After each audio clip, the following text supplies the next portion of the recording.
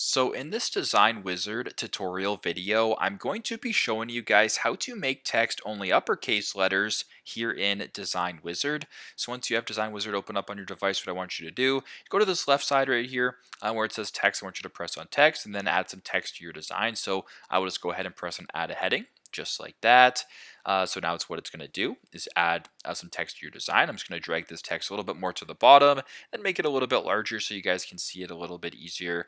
Now, once that is done, and if you want to make text only uppercase letters, what I will actually do is just make this text all lowercase letters so you can tell, just like that. Now, if you want to make it all uppercase letters, fairly straightforward. Press on the text. I go to this top bar right here. Then go to this option where there's the capital A and the lowercase a, or the text cases icon. Press on that. If you press on it once, then you make it all uppercase letters. So pretty straightforward, but that's how you guys can make text only uppercase letters here in Design Wizard. Thanks again for watching, and I hope this video helps.